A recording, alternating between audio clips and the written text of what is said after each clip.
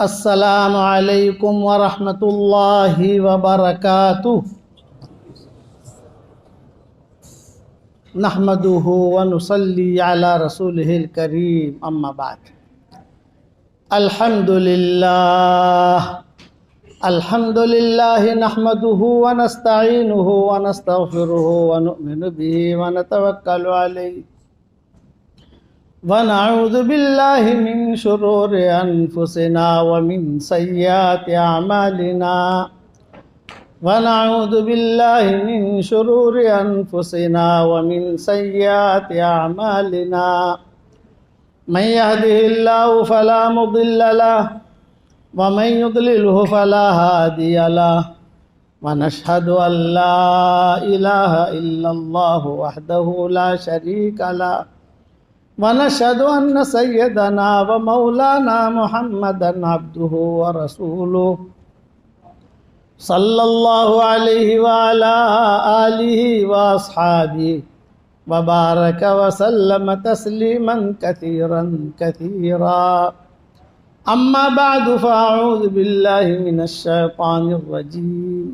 بسم الله الرحمن الرحيم فاعلم أنه لا إله إلا الله واستغفر لذنبك وللمؤمنين والمؤمنات والله يعلم متقلبكم ومثواكم صدق اللہ العظیم۔ قابل احترام بھائیو، دوستو، بزرگو، ایک دعا رسول اللہ صلی اللہ علیہ وسلم صبح شام مانگا کرتے تھے۔ میں نے میری کتاب مومن کے ہتھیار میں وہ دعا لکھ دی ہے حوالوں کے ساتھ۔ اہتمام تھا حضور صلی اللہ علیہ وسلم کا، اللہم انی اسألک من فجاءۃ الخیر واعوذ بک من فجاءۃ الشر۔ اے اللہ، اچانک کا خیر مجھے عطا فرما اور اچانک کا شر اور برائی سے میری حفاظت فرما۔ یہ اہتمام تھا حضور صلی اللہ علیہ وسلم کا، صحابہ کا، سب کا، کہ اللہ اچانک کا خیر دے۔ اچانک کے خیر میں آدمی کو خوشی ہوتی ہے۔ اچانک اچھی بیوی مل گئی، اچانک اچھا شوہر مل گیا، اچانک اچھا پارٹنر مل گیا، اچانک اچھا کاروبار مل گیا، اچانک کوئی اچھی بات کان میں پڑ گئی، تو آدمی اس دعا کا اہتمام کرے، کیونکہ نبی نے اہتمام کیا ہے۔ حوالے وہاں دیکھ لینا، میری کتاب مومن کا ہتھیار کا نام تو سنا ہوگا آپ لوگوں نے، آپ کے پاس بھی ہوگی، سب جگہ اللہ نے پہنچائی ہے اسے اپنے فضل و کرم سے۔ تو اچانک کے خیر جو ہوتی ہے وہ اللہ کی طرف سے ہوتی ہے۔ وہ چیز اچانک مل جائے، سوچا نہیں تھا، وہم و گمان میں نہیں تھا کہ میرے ساتھ ایسا ہوگا۔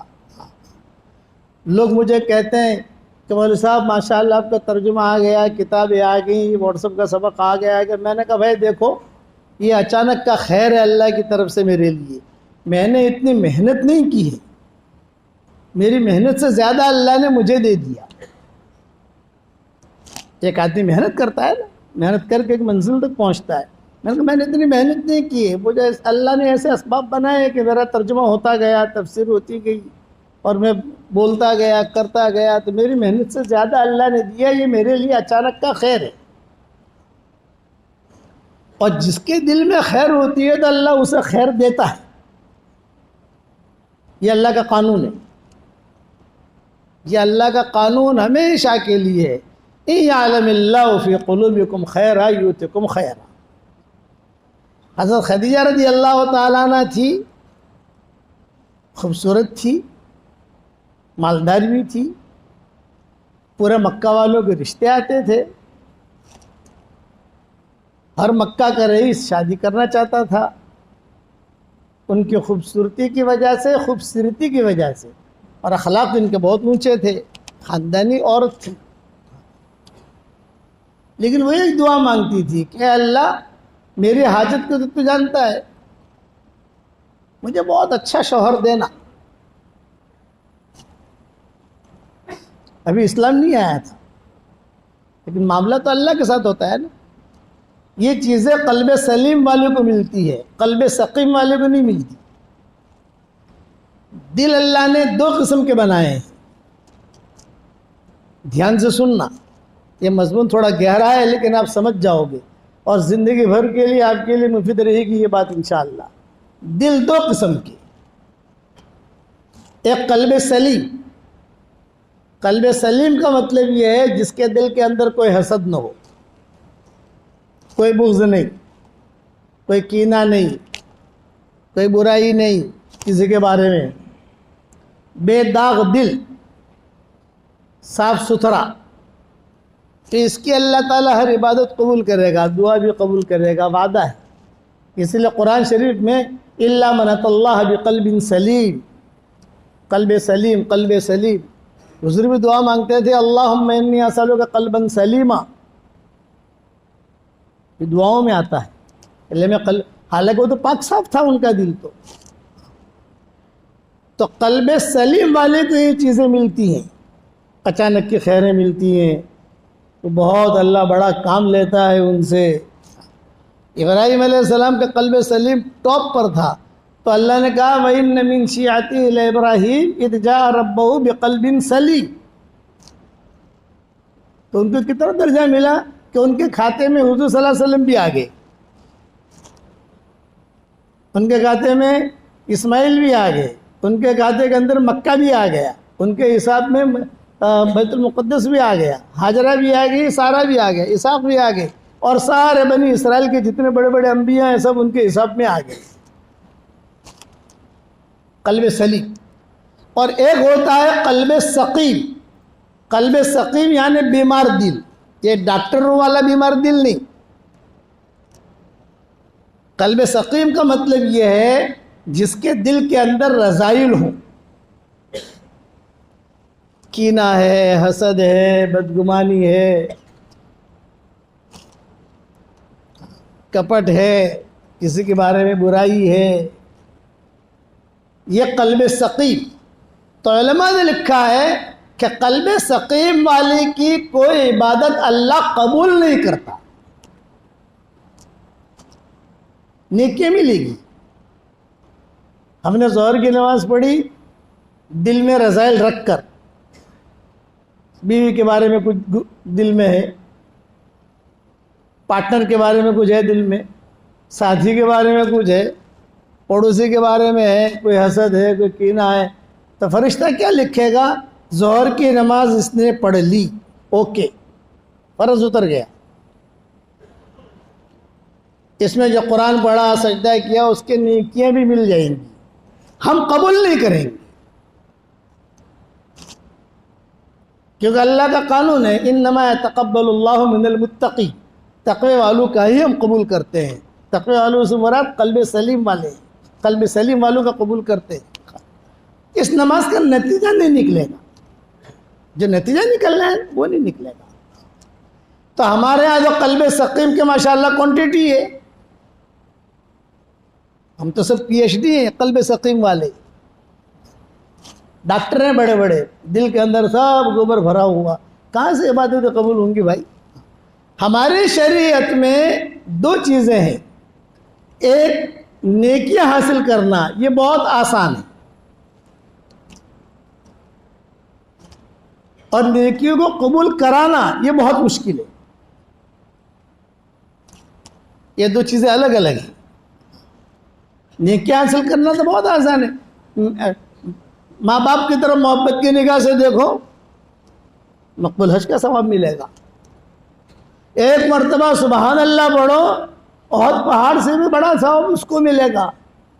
مولانا اللہ صاحب رحمۃ اللہ علیہ فرماتے تھے کہ جب ایک مرتبہ سبحان اللہ پڑھنے پر اتنا اجر ہے تو پورے دن پر چلنے پر کتنا اجر ملے گا؟ میاں بیوی ایک دوسرے کی طرف محبت کی نگاہ سے دیکھیں اور مسکرائیں تو اللہ بھی ہنستے ہیں۔ گھر جا کر بیان کے بعد عمل کر لینا کہ مولانا نے کہا چلو اللہ کو ہنساؤ، یہ اللہ کے ہنسانے کا بہترین طریقہ ہے کہ میاں بیوی ایک دوسرے کی طرف محبت کی نگاہ سے دیکھیں اور مسکرائیں، اللہ بھی ہنستے ہیں۔ لیکن قلب سلیم کے ساتھ یہ کہ مول صاحب نے کیدھوں سے اٹلا ہوس ہو تاری ماری جی لڑائی سے تو سے یہ بیمار دل میاں بیوی ایک دوسرے کا خالی محبت سے مصافحہ کریں تو 10 انگلیاں ہو گئی نا، 10 اس کی 10 اس کی، تو ان کی انگلیوں سے گناہ جھڑتے ہیں۔ حدیث شریف میں آتا ہے جب پانی کا نل کھولو تو پانی کیسا دھڑ دھڑ دھڑ دھڑ گرتا ہے، ویسا گرتے ہیں۔ یہ فضیلت بیان کی۔ آسمان کی طرف دیکھ کر کوئی آدمی صرف 3 مرتبہ کہے اے اللہ مجھے معاف کر دے، تیرے علاوہ کوئی معاف کرنے والا نہیں ہے، تو مجھے معاف کر دے، تیرے علاوہ کوئی معاف کرنے والا نہیں ہے، تو مجھے معاف کر دے، تیرے علاوہ کوئی معاف کرنے والا نہیں ہے، تو اللہ ہنس کر جواب دیتے ہیں جا میں نے معاف کر دیا۔ یہ ساری حدیثوں کے حوالے میری کتابوں میں لکھ چکا ہوں میں۔ اس لیے نیکیاں حاصل کرنا تو ہماری شریعت میں بہت آسان ہے، قبول کرانا مشکل ہے۔ گش قبول کراؤ، چلہ قبول کراؤ، کہ 3 چلے آدمی قبول کرائے، مشورہ اللہ کے یہاں قبول کراؤ، اور وہ بغیر قلب سلیم کے قبول نہیں ہوگا۔ اتفق العلماء، سارے علماء کا اتفاق ہے۔ صحابہ کو صحابہ جو بنایا اور ان کو رضی اللہ تعالی عنہ کا خطاب ملا، کیوں؟ لسلامت صدورہم، ان کے دل پاک صاف تھے۔ حضور صلی اللہ علیہ وسلم نے فرمایا میرے پاس آ کر کسی کے بارے میں کوئی بات مت کہو بھائی، میرا دل جو ہے کسی کے بارے میں بدگمان نہیں ہونا چاہیے۔ تو قلب سلیم والا جو دعا مانگے گا وہ دعا اللہ قبول کرے گا۔ نیکیاں، حدیث شریف میں ایک دعا آتی ہے، آدمی پڑھ لے تو دنیا میں جتنے مسلمان ہیں ان سب کے برابر اللہ اسے نیکیاں دیتا ہے۔ کتنا آسان ہے، پڑھو میرے ساتھ، ربنا اغفر لی ولوالدی وللمؤمنین یوم یقوم الحساب۔ دیکھو جس نے پڑھا، اس وقت میں جتنے مسلمان مرد اور عورتیں ہیں ان سب کے برابر اس کے اکاؤنٹ میں نیکیاں آ گئی۔ میری جو بھی کتاب چھپتی ہے سب سے پہلے میں یہ دعا لکھواتا ہوں تاکہ مسلمان کم سے کم ایک مرتبہ تو پڑھ لے یار۔ یہ فضیلتیں ہیں۔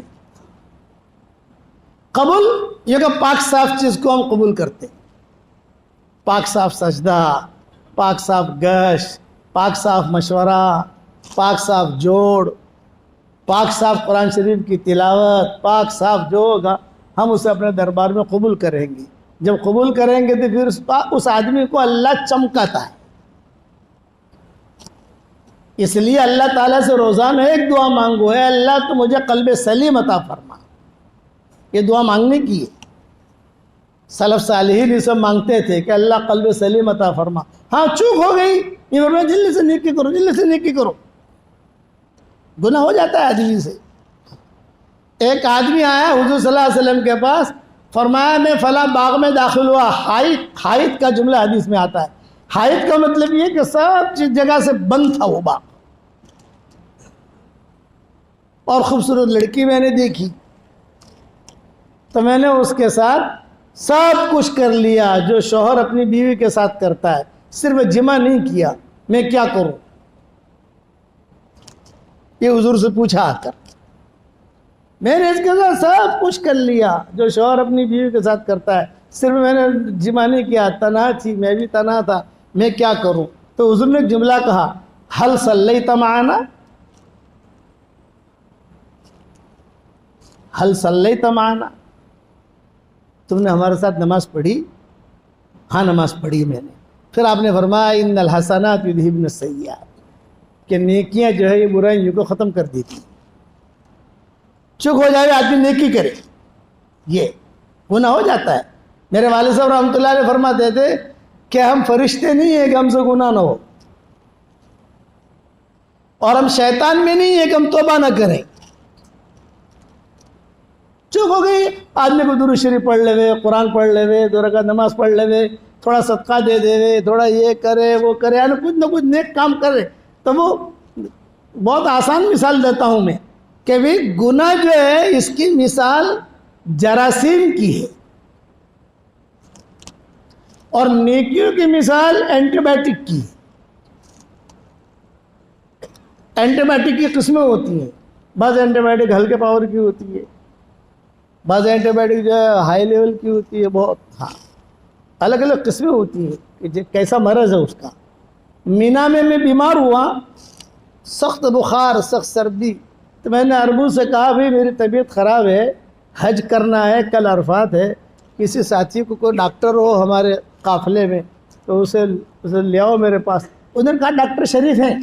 ڈاکٹر شریف یہ بادشاہ کا ڈاکٹر, بڑا ڈاکٹر, وہ ہمارے ساتھ ہمارے قافلے میں حج میں تھے. وہ ڈاکٹر شریف ہیں اور وہ آپ سے ملنے کا بھی کہہ رہے تھے, پھر شیخ یونس سے ملنا ہے.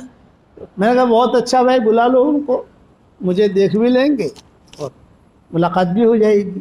خیر ہمارے خیمے میں ڈاکٹر شریف آئے, ہم نے ان کا اکرام کیا. ماشاء اللہ دکتور کیف الحال, مصری ہے یہ, اور وہ بہت اچھا بیٹھے.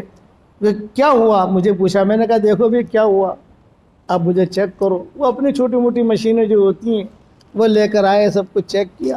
اس نے کہا انشاءاللہ لا باس. ان لوگوں کی عادت ہے یہ سنت پر چلتے ہیں.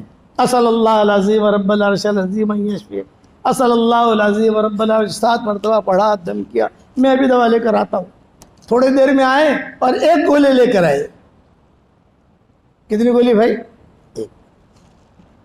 لا بے زمزم لا, ابراہیم لاہیانی, ہمارا ابراہیم لاہیانی جب زمزم لایا اور ایک گولی مجھے کھلا دی. میں نے کہا ڈاکٹر صاحب بس آدھا یکفی نہیں؟ کہا انشاءاللہ سنہ کاملہ یکفی, 1 سال تک یہ بیماری نہیں آئے گی انشاءاللہ کے بعد. ایک گولی. انہوں نے کہا ایک گولی. ارے بھائی ہندوستان میں تو 15 گولیاں دیتے ہیں. ہمارے یہاں ہندوستان میں تو 15 گولیاں دیتے ہیں, صبح یہ کھانا, دوپہر کو یہ کھانا. بولے وہ دیتے ہوں گے, ہم بادشاہ کو یہ گولی دیتے ہیں بس. یہ جو ہے ہائی لیول کی ہے, گردے بھی خراب نہیں کرے گی, کچھ بھی نہیں, اور وہ بیماری کو ختم کر دے گی. گناہ کی مثال جراثیم کی ہے اور نیکی کی مثال اینٹی بائیوٹک کی ہے. تو آدمی نیکیاں کرے. اور سب سے بڑی اینٹی بائیوٹک کون سی ہے بتاؤ بھائی؟ ارے بتاؤ تو صحیح, ممنو بتاؤں. سورہ اخلاص آدمی بہت پڑھے. سورہ اخلاص, قل واللہ احد اللہ الصمد لم یلد ولم یولد ولم یکن لہ کفوا احد. 10 مرتبہ سورہ اخلاص پڑھنے پر جنت میں ایک محل تیار ہو جاتا ہے, اور 3 مرتبہ سورہ اخلاص پڑھنے پر ایک قرآن کا ثواب ملتا ہے. 10 مرتبہ پڑھو تو 3 قرآن کا ثواب بھی ملا اور ایک محل بھی تیار ہوا. آج کل میں ہمارے جہاں پر بھی ہمارے پروگرام ہوتے ہیں, میں لوگوں میں کہتا ہوں پہلے میں 100 مرتبہ پڑھواتا تھا لوگوں سے, یہ 100 مرتبہ پڑھو. ہر فرض نماز کے بعد 20 مرتبہ پڑھو تو 100 مرتبہ ہو جاتا ہے. لیکن اب جو ہے فلیٹوں کے ریٹ بڑھ گئے, زمینوں کے بھاؤ بڑھ گئے, تو ہمارے وظیفے کا بھی بھاؤ بڑھ گیا. اب 313 کر لیا ہم نے, اور پڑھنے والے پڑھتے ہیں الحمدللہ. 313 مرتبہ آدمی روزانہ سورہ اخلاص پڑھے گا 24 گھنٹے میں, تو 31 بنگلے تیار ہو جائیں گے. میں کہتا ہوں بھائی بمبئی میں جوگیشوری میں تو بہت پراپرٹی بنا لی, گاؤں میں پراپرٹی بنا لی, سب جگہ بنا لیے نا, بڑے بڑے پلاٹ رکھ لیے, بڑے بڑے کاروبار کر لیے. اب میں کہتا ہوں جنت میں بھی پراپرٹی بنائیے, اور جنت میں پراپرٹی بنانے کا یہ بہت اونچا نسخہ ہے. اس کی فضیلت حدیث شریف میں بہت آتی ہے سورہ اخلاص کی. بھائی آیت الکرسی کو تو اعظم آیا کہا, اکبر آیا نہیں کہا, بڑی آیت ہے یہ نہیں کہا, عظمت والی آیت. بڑی آیت تو جو ہے قرآن میں دوسری ہے, یا ایھا الذین آمنوا اذا تداینتم بدین الی اجل مسمى فاکتبوہ. یہ لمبی آیت ہے قرآن شریف کے اندر.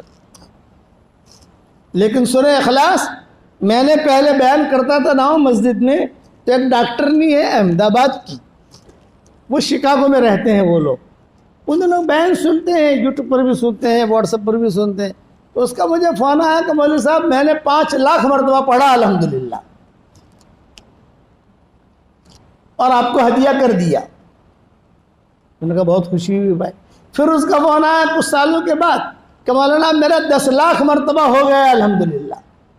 لیکن مولانا صاحب ایک کوشچن છે, ایک سوال છે. میں نے کہا کرو ڈاکٹر صاحب. میں نے کہا બહુ બધા બંગલા થઈ ગયા જન્નતમાં અલ્હમ્દુલિલ્લાહ, ત્યાં કે ભાડું ભાડું આવશે કે નહીં આવે, کرایہ آئے گا کہ نہیں آئے گا.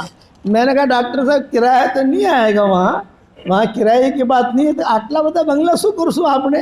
મેં કીધું જ્યારે આપણે જન્નતમાં જશું ને ત્યાં બેસીને ઇન્શાલ્લાહ મશવરો કરી લેશું આપણે, અહીંયા મત પૂછો, ملے گا ضرور. میرے والد صاحب رحمۃ اللہ علیہ فرماتے تھے بیٹا جنت کے اندر پراپرٹی بناؤ, بنگلہ بناؤ. وہ اللہ جو جنت میں بنگلے دے سکتا ہے وہ اللہ بمبئی میں بھی اتار سکتا ہے, وہ اللہ گٹھامن میں بھی اتار سکتا ہے, وہ اللہ مکہ مدینہ میں بھی دے سکتا ہے. جب جنت میں دے سکتا ہے تو یہاں نہیں دے سکتا. جنت کا اللہ الگ ہے, جوگیشوری کا اللہ الگ ہے, ایسا تو نہیں ہے کہ بھی جنت کا جو اللہ ہے وہ الگ ہے, ہندوستان کا اللہ جو ہے وہ الگ ہے, ایسا تو ہے نہیں. تو پڑھو گے انشاءاللہ. ہاں یہ جو ہے یہ اچانک کا خیر آپ کو مل رہا ہے کہ 313 یہ بدرین کی تعداد ہے. 313 کی تعداد یہ بدرین کی تعداد ہے. اور جو ہے بدرین کی تعداد میں بھی اللہ نے کرنٹ رکھا ہے کہ اللہ کی طرف سے کہ 314 ہو جاوے, 315 ہو جاوے, 320 ہو جاوے, 1000 ہو جاوے, وہ آپ کا اختیار. بنے گا ضرور, ملے گا ضرور, یقین ہے اللہ کے نبی کی بات پر. اور اس کی بہت فضیلتیں آتی ہیں حدیثوں کے اندر. معاویہ ابن معاویہ لیثی انصاری ایک صحابی تھے. تبوک کے موقع کے اوپر یہ تبوک جا نہیں سکے, بیمار تھے. حضور صلی اللہ علیہ وسلم تبوک پہنچ گئے, صحابہ تبوک پہنچ گئے. یہ بیچارے بیمار تھے اس لیے وہیں رہے, جا نہیں سکے. کچھ دنوں کے بعد ان کا انتقال ہو گیا مدینہ منورہ میں. حضور صلی اللہ علیہ وسلم تبوک میں, حضرت جبریل آئے بھاگے بھاگے حضور کے پاس. حضرت وہ معاویہ ابن معاویہ لیثی انصاری کا انتقال ہو گیا ہے, تو اگر آپ کہیں تو اس کے جنازے کی نماز ہم وہیں پڑھ لیں, وہیں دفن کر دیں. اور اگر آپ کہیں تو اس کی لاش کو لے کر جنت لے کر ہم یہاں آ جائیں تبوک اور آپ نماز پڑھا دیں. آپ نے فرمایا ہاں لے آؤ. کئی ہزار فرشتے ان کی لاش لے کر جنازہ لے کر مدینہ سے تبوک آئے. تبوک والوں نے نماز پڑھی. اسی لیے اس قسم کی روایتیں بہت کیوں ملتی ہیں کہ تبوک کے قافلے جتنے تبوک میں تھے سب نے دیکھا. بھائی تبوک میں جو حاضر تھے بڑا قافلہ تھا نا, تو 2-4 آدمی تو تھے ہی نہیں, سب نے دیکھا. کہہ رہے پھر جبریل نے پوچھا کہ حضرت جنازے کی نماز تو ہو گئی, اگر آپ کہیں تو یہیں دفن کر دیں, یا کہیں تو ہم مدینہ منورہ واپس لے جائیں, وہاں دفن کریں بقی میں. آپ نے فرمایا نہیں بقی میں دفن کرو. فرشتے لا رہے ہیں, ہزاروں فرشتے, اور اکرام ہو رہا ہے, اعزاز ہو رہا ہے. آپ نے پوچھا جبریل یہ اعزاز جو ملا ہے معاویہ ابن معاویہ لیثی انصاری کو کیوں ملا؟ پہ آدمی مرتا ہے وہیں دفن ہو جاتا ہے, یہی ہوتا ہے نا کہ آدمی مرا وہیں دفن ہو گیا, اتنا بڑا اعزاز کیسے ملا؟ تو حضرت جبریل نے کہا کہ حضرت یہ سورہ اخلاص بہت پڑھتا تھا, اعزاز ملا. ابو ذر غفاری بیٹھے ہوئے ہیں اور جبریل آئے, اہذا ابا ذر, جی ابو ذر ہیں. آپ نے فرمایا جبریل تم کیسے پہچانتے ہو ان کو؟ یہ فرمایا آسمانوں میں دھوم مچی ہوئی ہے, آسمانوں میں دھوم. اچھا پھر ایک جملہ کہا مدینہ والے ان کو اتنا نہیں پہچانتے جتنا ہم آسمان والے پہچانتے ہیں. بھئی کیوں؟ کہ ان میں 2 عادتیں ہیں, ایک ان کے اخلاق اچھے ہیں, اور دوسرا کہ سورہ اخلاص بہت پڑھتے ہیں. اس لیے ہمیں ہمارے اخلاق بھی اچھے بنانے ہیں. اور ایک جملہ یاد رکھنا, زبان کا میٹھا بول جو لوگوں کے دلوں کو جوڑ دے کروڑوں نفلوں پر بھاری ہے، اور زبان کا کڑوا بول جو لوگوں کے دلوں کو توڑ دے کروڑوں گناہوں پر بھاری ہے۔ حسن اخلاق حضور نے ہمیں سکھائی یہ چیزیں، اور یہ چیزیں بغیر قلب سلیم کے نہیں ملتی۔ دل میں میل ہوگا تو اس کو زبان پر میل ہی نکلے گا، اور دل پاک صاف ہوگا تو اللہ اس کی زبان سے اچھی اچھی باتیں نکلوائے گا۔ نامناسب حال ہے جھیل لو۔ اذا وجہت الى عبد من عبیدی مصیبتا فی بدنہ او فی جسدہ او فی آلہ او فی مالہ فاستقبلها بصبر جمیل استحییت یوم القیامہ ان انصب له میزانا او انشر له دیوانا او کما قال علیہ الصلوۃ۔ میں میرے بندوں میں سے کسی بندے کی طرف کوئی نامناسب حال بھیجتا ہوں اور وہ اس کا صبر جمیل سے استقبال کر لیتا، پی جاؤ، کوئی حال آئے پی جاؤ۔ حالات آتے ہیں، والصابرین فی الباساء والضراء، آدمی جھیل لے، بد اخلاقی نہ کرے۔ بد اخلاقی یہ نفاق کی نشانی ہے، اور اچھے اخلاق یہ اسلام کی نشانی ہے۔ تو آپ نے فرمایا میں کوئی نامناسب حال بھیجتا ہوں، اس نے جو ہے صبر کر لیا، حشر کے میدان میں مجھے حیا اور شرم آئے گی کہ میں اس کے لیے کوئی حساب کتاب کا دفتر کھولوں، یعنی بغیر حساب کتاب کی جنت میں داخل کر دوں گا۔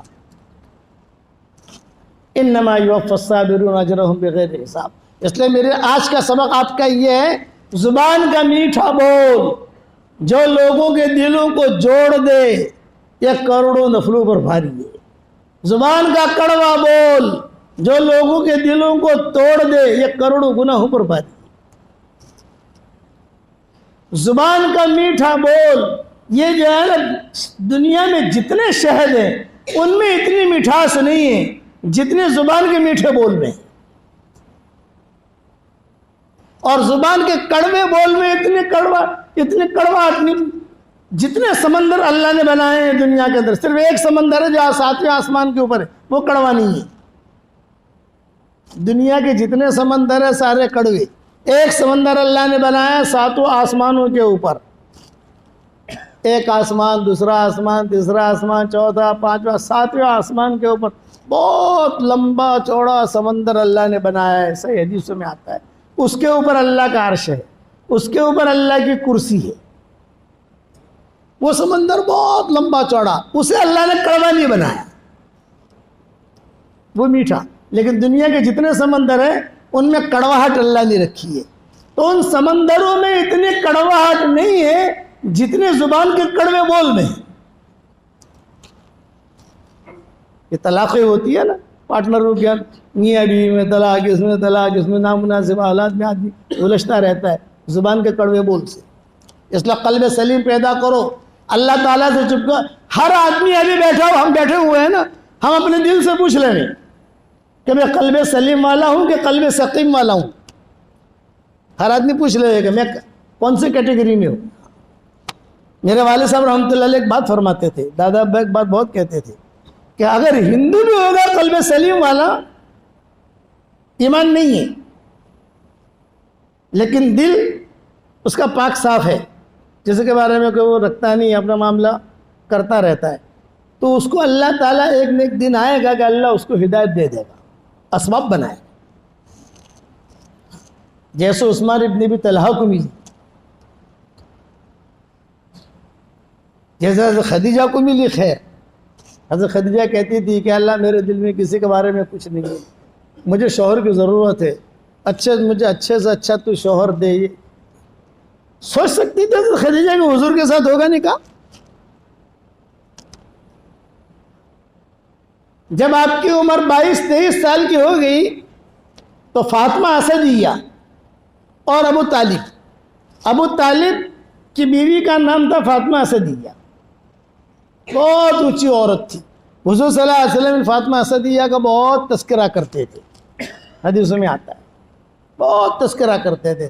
فاطمہ اسدیہ کا، ام ایمن کا، ام ہانی کا، حضرت خدیجہ کا، پھر جو ہے حضرت حلیمہ کا، ان لوگوں کا تذکرہ حضور، اور سلمہ کا، عبد المطلب کی والدہ سلمہ، یہ جو ہے ان لوگوں کے تذکرے حدیث تسمیتا کے تذکرے بھی آتے ہیں حدیثوں کے اندر. ایک لڑکی تھی مدینہ منورہ میں تھی، مکہ میں نکاح ہوا ان کا.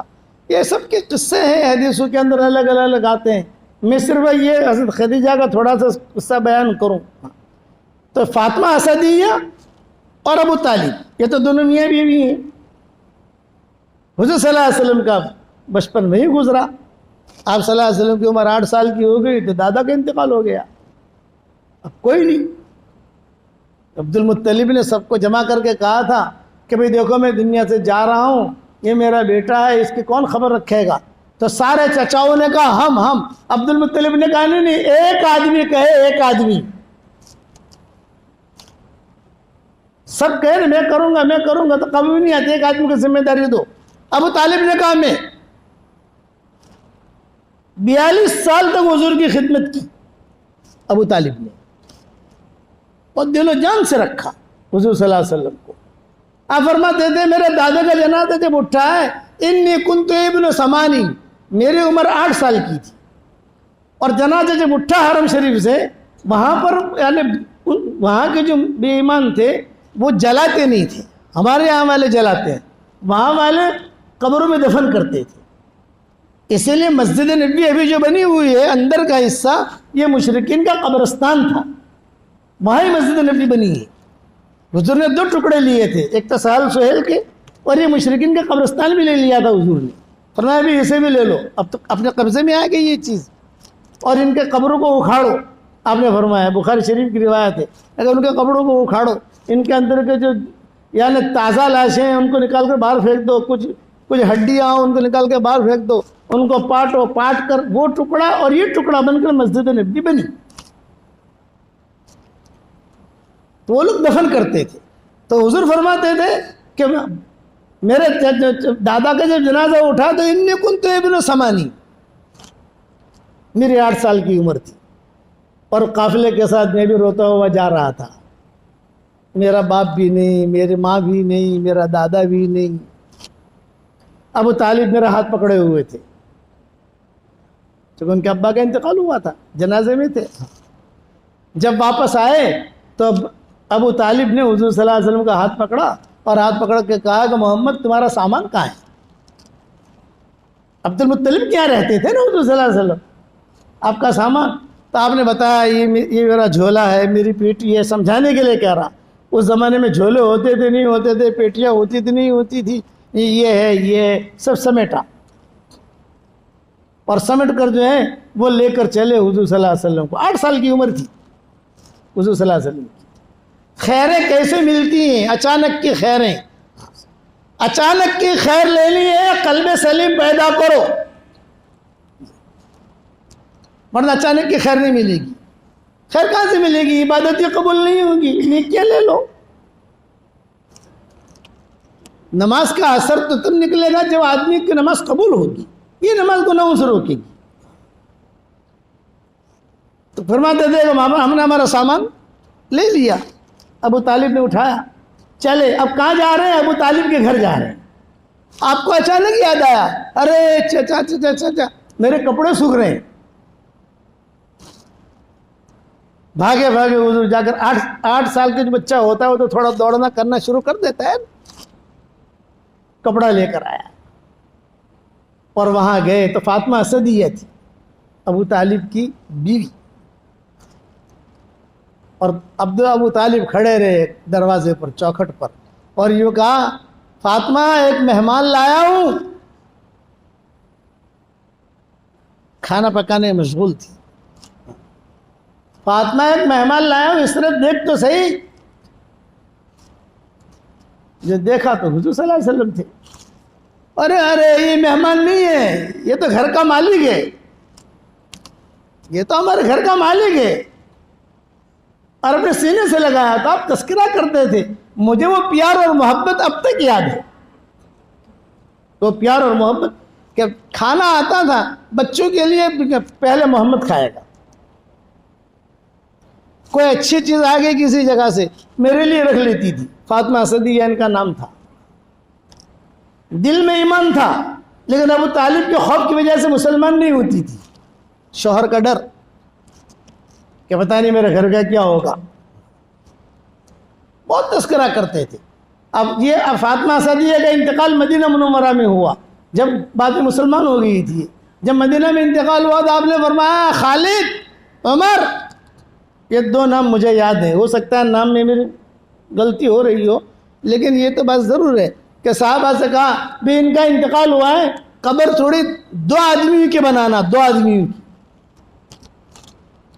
یہ قبر تو ایک آدمی کی بنتی ہے نا. ایک عورت کا انتقال ہوا تو ایک عورت دفن ہوگی. 2 آدمی کو بنانا، 2 جنازے، 2 لاشیں اندر جاویں ایسے بنانا. کسی کو پوچھنے کی ہمت نہیں ہوئی آپ کیوں فرما رہے ہیں ایسا. بن گئی قبر. جنازہ جب لایا گیا تو پہلے فاطمہ اسدیہ کو لٹایا اور پھر حضور صلی اللہ علیہ وسلم خود لیٹ گئے اس قبر میں.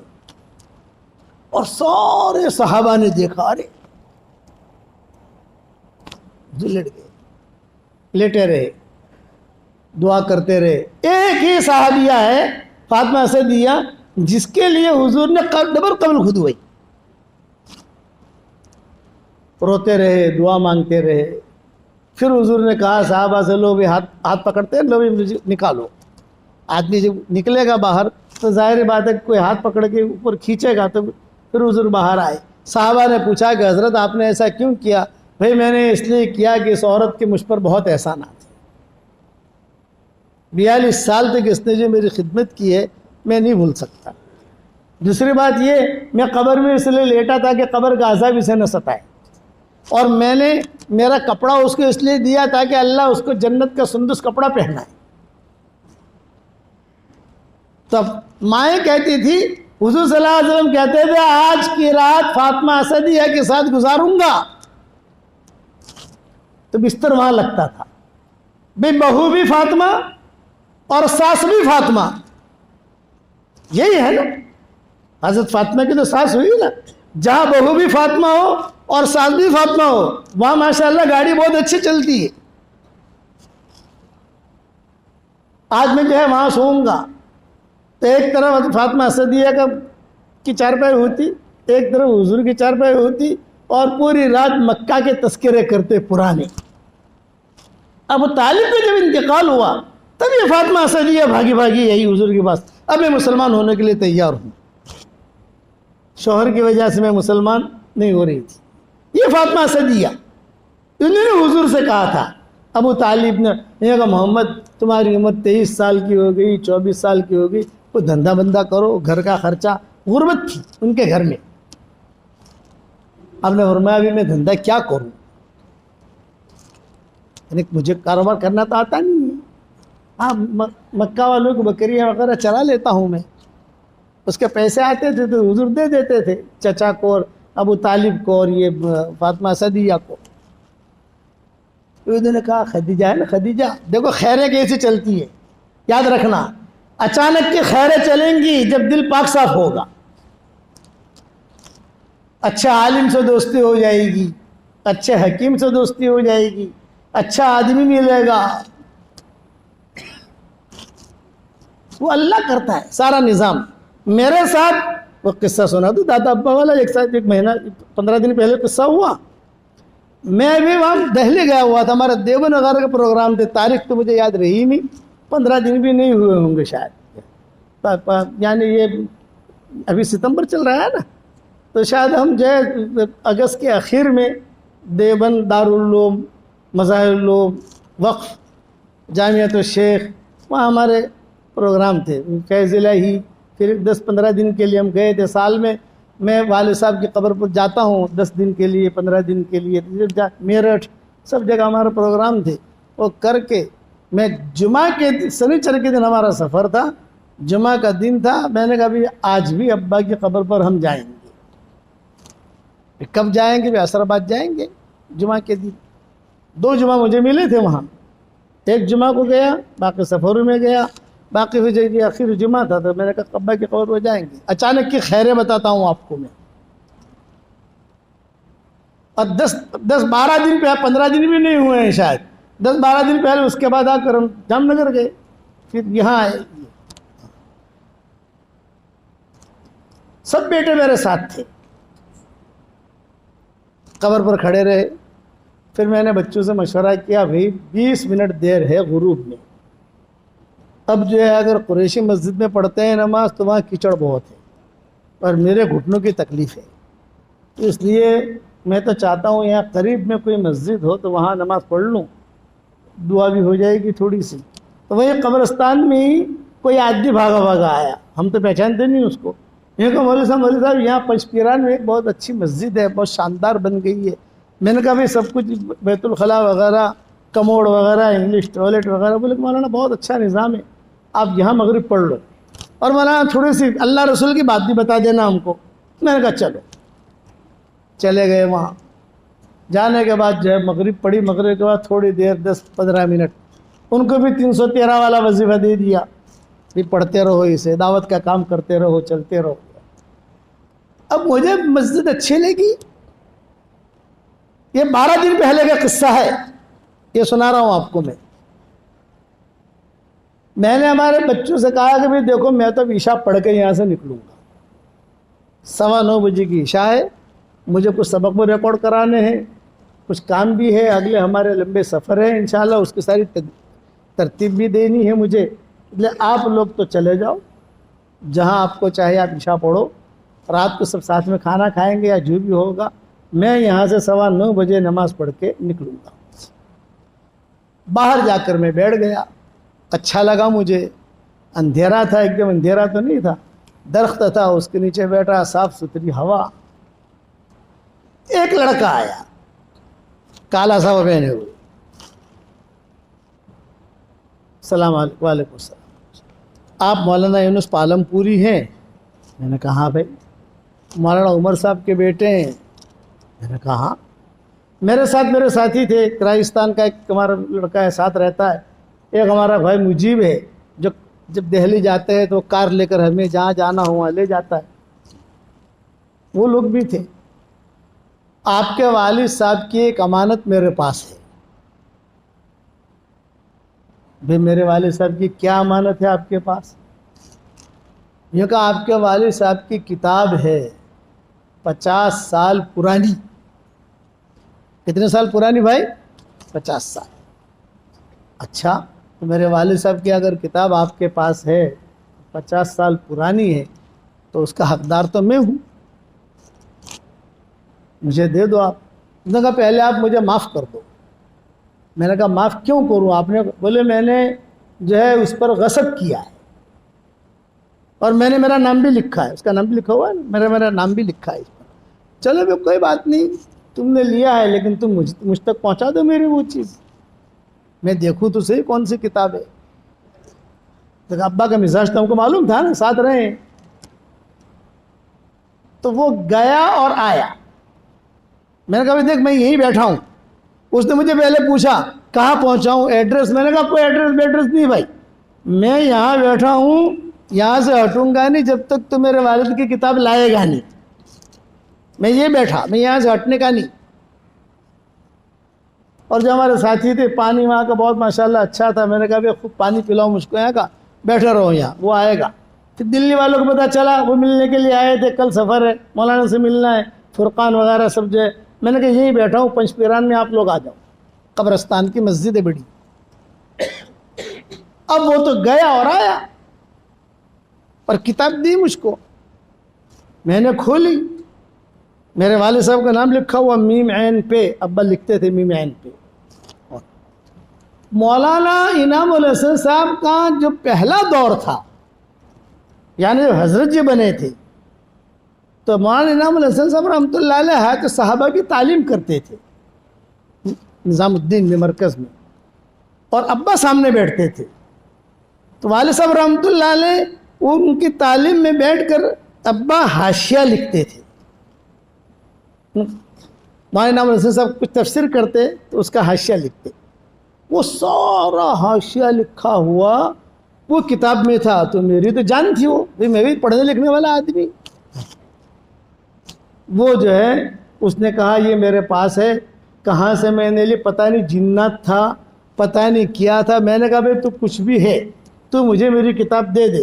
اب میرا نام بھی لکھا ہوا ہے، تیرا نام تو ہم مٹا دیں گے، تو فکر مت کر، اتنا تو ہم کو آتا ہے مٹانا، ہمارا نام ہم لکھ لیں گے اس کے اوپر. لیکن تجھے ملی کہاں سے؟ تو نے اتنا سال تو نے بولا وہ چیزیں مت پوچھو مجھ کو، میں جو اب جا رہا ہوں. میں نے کہا ٹھہر تو صحیح، میرا قرآن کا ترجمہ بھی تجھے یاد پتہ ہے کہ نہیں؟ بولے ہاں نام سنا ہے میرے پاس، کسی کے پاس سے میں نے دیکھا تھا. میں نے کہا ریاض القرآن نام ہے اس کا، میں تجھے ہدیہ دوں؟ ہاں ہاں ہدیہ تو لوں گا. تو میں نے کہا کہ ہماری منتخب 26 صورتیں آئی ہیں، وہ بھی تجھے ہدیہ دوں؟ کہا ہاں وہ بھی لوں گا. پھر ہماری تسبیح ہوتی ہے، میں میری جیب میں تسبیح رکھتا ہوں، جاندار شاندار مالدار دیندار، یہ میری تسبیح. میں نے کہا یہ تسبیح بھی ہدیہ دوں؟ بولے ہاں ہاں یہ تو دو مجھ کو. میں نے کہا لے تسبیح تو ابھی دے دیتا ہوں، اور میرا ریاض القرآن جو ہے وہ چلا جا ایلاف کے اندر، وہاں میرا بیٹا بیٹھا ہے، اس کو تو جا کر اس سے جا کر میرا نام لے، میں فون کر دیتا ہوں، تجھے ہدیہ دے دے گا. پڑھتے رہنا اس کو، اور 26 صورتیں جو ہیں وہ بھی پڑھتے رہنا. مومن کا ہتھیار وغیرہ سب اس میں تسبیح دی. وہ گیا. پھر میں نے میرے بیٹے کو فون کیا، بھئی پتہ نہیں کوئی ہے کالے امامہ پہن کر آ رہا ہے، جلدی سے دے کر روانہ کرنا، زیادہ بٹھانا مت اس کو. وہ کتاب میرے پاس آئی 50 سال پرانی، اور اب میں نے محفوظ کر لی میرے پاس. میرا تو خزانہ ہے اس کے اندر، میرے ابا کا لکھا ہوا ہے سب. میں تو پڑھنے لکھنے والا آدمی. میں نے مفتی صاحب کو بھی دی. میں نے کہا دیکھو بھائی، انہوں نے بھی کہا کہ ابا عجیب عجیب باتیں دادا لکھ کر گئے ہیں اس کے اندر. اس کو کہتے ہیں اچانک کا خیر. حالانکہ میں کبھی وہاں نماز نہیں پڑھتا. دادا ابا کی قبر پر جاتا ہوں، کار ہوتی ہے، کار میں بیٹھ کر اپنے گھر آ گئے. وہ دن ایسا، وہ آدمی کبھی وہاں نماز نہیں پڑھتا. اوپر یہ سارا نظام اوپر کا، یہ 12 دن پہلے کا قصہ ہے. میں نے ابھی اس کو ریکارڈ بھی نہیں کرایا، لیکن کتاب میں نے محفوظ رکھی. آپ جب آؤ گے تو دکھا دوں گا، بہت حفاظت کے ساتھ رکھی. یہی حال ہوا حضرت خدیجہ کے ساتھ، کہ حضور صلی اللہ علیہ وسلم کو بھیجا ابو طالب نے، فاطمہ صدیقہ نے، بھیج جاؤ. حضور صلی اللہ علیہ وسلم کھڑے ہو گئے. حضرت خدیجہ نے کہا کون ہے لڑکا؟ محمد ابن عبداللہ. ارے ہاں ہاں، مکہ میں ایک نوجوان ہے. بلایا اس کو، بلا کر حضور کو بٹھایا، اور بٹھا کر کہا کیوں آئے ہو؟ یہ کہا کہ کچھ پیسے ویسے ملے تھے، میں بھی دھندا بندہ کروں. یہ خیر کہ ابھی اسلام نہیں آیا ہے، اسلام نہیں آیا ہے ابھی تو. اسلام آنے میں بہت دیر ہے. لیکن قلب سلیم والوں کو ابا کہتے تھے کہ کہیں نہ کہیں سے اللہ تعالیٰ خیر دے دیتا ہے. خدیجہ کی ایک سہیلی تھی، اس کا نام تھا نفیسہ. خدیجہ نے کہا نفیسہ ذرا اس کا بایو ڈاٹا نکال. عورتیں تو ماہر ہوتی ہے نا بھائی. آج کل تو عورتوں کا آپ کوئی چیز سونپ دو آپ تو واٹس ایپ پر آپ کو 10 منٹ میں جواب آ جائے گا. سوکرا آگوں سے چھوڑی آگی سے ساری چیزیں. وہ بھی نفیسہ تھی. وہ فوراً مکہ میں گھوم گھام کرا کر کان میں کہا رجل صالح، رجل صالح. اب حضور صلی اللہ علیہ وسلم کے ساتھ تعلق ہوا خدیجہ کا، مال بھی دیا، سفر بھی ہوا، شام بھی گئے. جو بڑے لمبے قصے ہیں، کتابوں میں لکھا ہے کہ جب حساب کتاب کر کے حضور آ گئے سفر سے، سارے لمبے قصے تو بیان نہیں کر سکتے. 1 گھنٹے کا مجھے ٹائم دیا ہے بیان کرنے کا، کہ بھئی 1 گھنٹے میں بات پوری کرنی ہے، تو سارا لمبا قصہ کہاں سے سناؤں. لیکن یہ کہ جب حضور واپس آ گئے تو حضرت خدیجہ نے خود نے حساب لیا. تو آپ نے 4 پوٹلیاں بنائی. کتنی بھائی؟ 4. ایک خدیجہ کا نفع، ایک اپنا نفع، ایک خدیجہ کا راس المال. راس المال تو سمجھتے ہو نا بھائی، موڑی، موڑی کہتے ہیں نا، موڑی. اور ایک وہ جو غلام میسرہ ساتھ گیا تھا، جو بھی تھا، اس کا کچھ معاملہ ہو گیا تھا کسی کے ساتھ سفر میں، تو حضور نے کہا تھا تو لڑائی مت کر، تیرا پیسہ جو بھی ہے میں دے دوں گا تجھ کو. ایک اس کے پوٹل. یہ 4 پوٹلیاں تھی. ایک اپنا نفع، ایک حضرت خدیجہ کا نفع، ایک راس المال موڑی، اور ایک وہ جو ساتھ گیا تھا اس کا جو حضور نے وعدہ کیا تھا وہ. تو حضور نے کہا بھی یہ نفع تو میرا ہے، یہ آپ کا ہے، یہ آپ کا راس المال. تاجر نہیں تھے، لیکن تاجروں سے زیادہ اللہ نے عقل دی تھی. اور یہ اس کا ہے، لڑائی ہوئی تھی، میں نے وعدہ کیا تو میں دوں گا. حضرت خدیجہ دیکھتی رہی، نہ کوئی خواب دیکھا ہے، نہ کوئی بات آئی ہے سامنے، کچھ بھی نہیں، لیکن خیریں، ابا کہتے تھے قلب سلیم ہوگا تو خیر تمہیں ڈھونڈ کر آئے گی، اور قلب سقیم ہوگا، بیمار دل حرم میں رہ کر بھی محروم رہے گا۔ ابو جہل وغیرہ حرم میں رہ کر محروم رہے کہ نہیں رہے؟ حضرت خدیجہ دیکھنے لگی کہ بھی حساب کتاب دینے والے تو حساب دیتے ہیں، لیکن اتنا کلیئر حساب تو کسی نے دیا نہیں۔ حضرت خدیجہ نے کہا غلام کو جا بھی تو جا، اور نفیسہ تھی پرائیویٹ سیکرٹریہ، اس کو بھی بھیج دیا، تو بھی چلی جا۔ اب کمرے میں کون ہے؟ حضور صلی اللہ علیہ وسلم ہے اور حضرت خدیجہ ہے۔ حضرت خدیجہ نے کہا کیا حساب ہے؟ تو آپ نے فرمایا بھئی یہ آپ کا حساب ہے، یہ موڑی ہے، یہ نفع ہے، یہ میرا ہے اس کا۔ تو آپ نے فرمایا کہ خدیجہ نے کہا کہ چلو آپ کا نفع لے لو آپ۔ حضور نے لے لیا نفع۔ تھوڑی دیر کے بعد حضرت خدیجہ نے تذکرہ کیا کہ آپ جوان ہو، نکاح کا اور شادی کا اگر آپ کا ارادہ ہو، فرمایا ہاں میرا ارادہ تو ہے۔ تو کہا کہ اگر میرے ساتھ نکاح ہو جائے یہ خیر ہے۔ ابتدا خود کی، بعض روایات میں کسی کے ذریعے کہلوایا، اور بعض روایات میں کہ خود نے بات کی، میرے ساتھ اگر تمہارا نکاح ہو جائے۔ تو آپ کما رہے تھے، کمارا آدمی تھوڑا حیا شرم محسوس کرتا ہے، سرخ ہو گئے، سرخ، خاموش رہے۔ آپ نے فرمایا، تو خدیجہ نے کہا کہ ٹھیک ہے تم سوچو۔ تو حضور نے جواب دیا، اور جواب بھی کتنا عقل مندانہ دیا۔ یوں کہا، فرمایا کاروبار یہ الگ چیز ہے، رشتہ داری ایک الگ چیز ہے، اس لیے میں جب تک ابو طالب سے اور فاطمہ اسدیہ سے اس بارے میں مشورہ نہ کر لوں میں جواب نہیں دے سکتا۔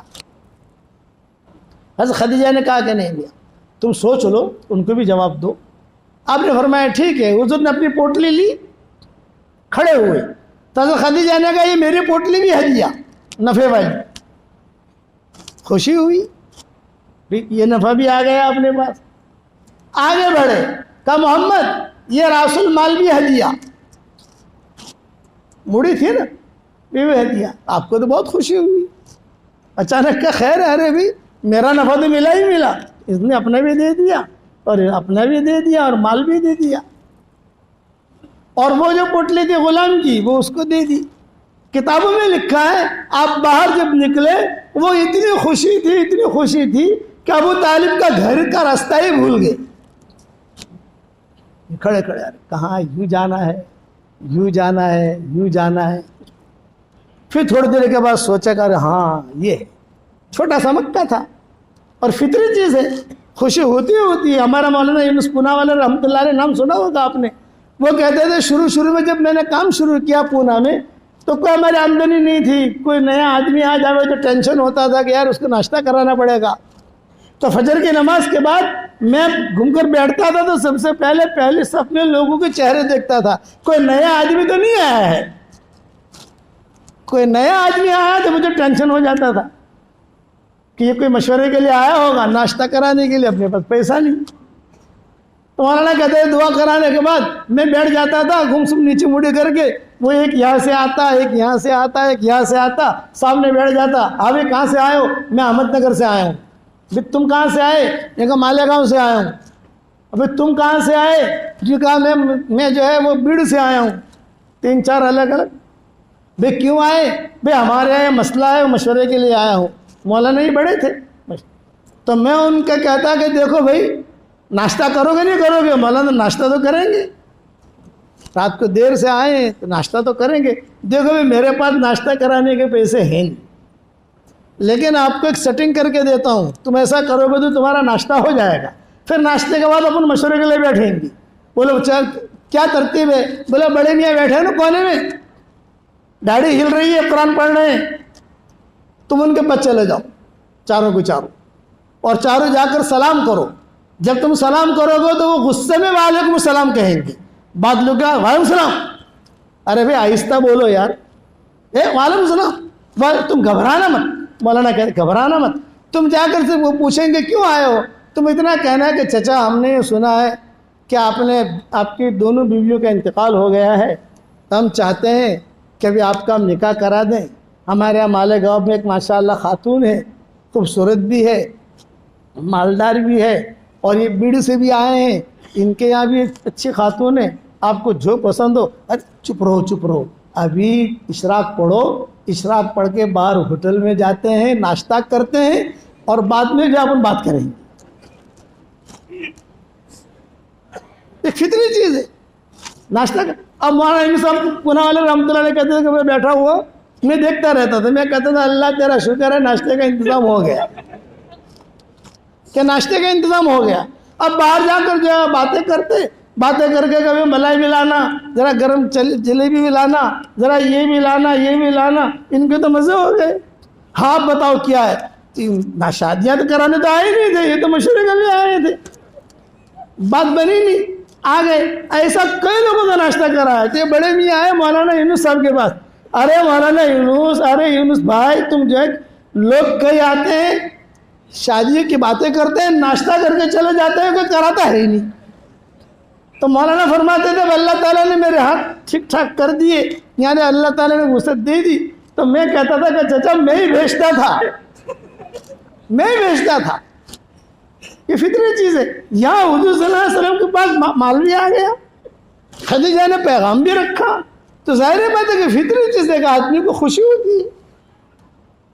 آئے گھر پر, ابو طالب بیٹھے ہوئے, فاطمہ صدیہ بیٹھی ہوئی, اور بیٹا آ گیا, تجارت کر کے آیا, مال دیا, یہ کیا وہ کیا, خوش ہو گئے. پھر کہا اب میں ایک کچھ پرائیویٹ بات کرنا چاہتا ہوں. بولو. خدیجہ نے مجھے یہ کہا ہے کہ میرے ساتھ اگر تم نکاح کرو تو تمہارا کیا خیال ہے؟ تو ابو طالب نے کیا کہا, تو نے خواب دیکھا ہوگا. فاطمہ صدیہ نے کیا کہا, نہیں ایسا کیوں کہ تو خواب دیکھا ہوگا, میرا بیٹا اس سے بھی اعلیٰ ہے, یہ میرا بیٹا محمد جو ہے یہ اس سے بھی اونچا ہے صلی اللہ علیہ وسلم. یعنی پورا سپورٹ کیا. اور فاطمہ صدیہ نے کہا تم ابھی جاؤ, کل نہیں ابھی. ابو طالب فوراً گئے, اور فوراً گئے تو نفیسہ بیٹھی ہوئی تھی وہاں, اس کے آرام کا وقت تھا حضرت خدیجہ کا, بیٹھی ہوئی تھی. بھی کیوں آئے ہو؟ نے کہا آپا سے ملنا ہے. بھی آپا تو اب نہیں ملے گی, کل ملے گی. حضرت خدیجہ نے سن لیا کہ کوئی آیا ہے باہر. بھی کون ہے؟ یہ کہا ابو طالب معروف لوگوں میں تھے مکہ مکرمہ کے, قریش کے لوگوں میں سب خاندان معروف ہوتے ہیں نا. ارے آ جاؤ ابو طالب آ جاؤ. محمد آئے تھے میرے پاس, اور انہوں نے یہ کہا کہ آپ نے شادی نکاح کی بات کی ہے, صحیح ہے؟ ہاں صحیح ہے, میں نے رکھی ہے. ابو طالب کہتے تھے میں نے پوچھا کہ تمہارے خاندان والے کیسے تیار ہوں گے؟ بھی تمہارا خاندان, تمہارا ماموں, تمہارے والد, تمہارے چچا خود معروف لوگ ہیں. بعض روایت میں ہے کہ باپ کا تو انتقال ہو گیا تھا, بعض میں یہ ہے کہ باپ زندہ تھے. یہ سارے کیسے تیار ہوں گے؟ حضرت خدیجہ نے کہا کہ آپ فکر نہ کریں, میرے باپ سے اگر کوئی مجھے کام کرانا ہوتا ہے تو میرے پاس ایک ترتیب ہے. یہ کیا ترتیب ہے تھوڑا ہم بھی تو سمجھیں. یہ فرمایا کہ روزانہ سورج غروب ہونے کے بعد ایک بوتل شراب کی پلاتی ہوں, اور جس دن کوئی بڑا کام کرانا ہو, کوئی بڑے چیک پر سگنیچر کروانے ہو, یہ سمجھانے کے لیے کہہ رہا, بڑا کام کروانا ہو تو 2 بوتلیں پلا دیتی ہوں. جب 2 بوتلیں پلا دیتی ہوں تو وہ مست رہتے ہیں, اور جو میں کہتی ہوں اوکے.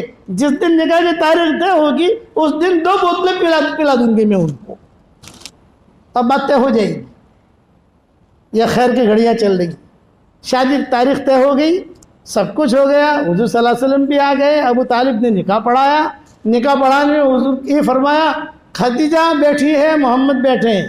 میرا بیٹا اگرچہ مال کے اعتبار سے کم ہے, خدیجہ مال کے اعتبار سے بہت اونچی ہے, لیکن عزت, شرافت, کرامت, سعادت, وقات, ان چیزوں میں میرا بیٹا خدیجہ سے کئی گنا زیادہ ہے, کئی گنا زیادہ. خدیجہ نے اس جگہ پر کہا صدقت, سچ کہا تم نے, ان کا مقام بہت اونچا ہے. نکاح ہو گیا, مہر طے ہوئی, سب کچھ ہوا. کبھی تفصیل سناؤں گا انشاءاللہ کیا مہر طے ہوئی, کس کو دعوت دی, کس کو بلایا, کیا کھانا پکا, جو بھی ہے وہ. جب شب زفاف میں گئے ہیں حضور صلی اللہ علیہ وسلم, تو حضرت خدیجہ نے ہاتھ پکڑا, اور ہاتھ پکڑ کے یہ کہا میں تیرا جو آپ کا ہاتھ پکڑ رہی ہوں میرا کوئی اور مقصد نہیں ہے, بس صرف ایک وعدہ مجھ سے کر لو, ایک زمانہ آئے گا کہ اللہ آپ کو نبی بنائے گا. آپ کے پیشانی پر میں نبوت کا نور دیکھ رہی ہوں. اللہ آپ کو نبی بنائے گا. جب اللہ آپ کو نبی بنائے خدیجہ کو طلاق مت دے دینا.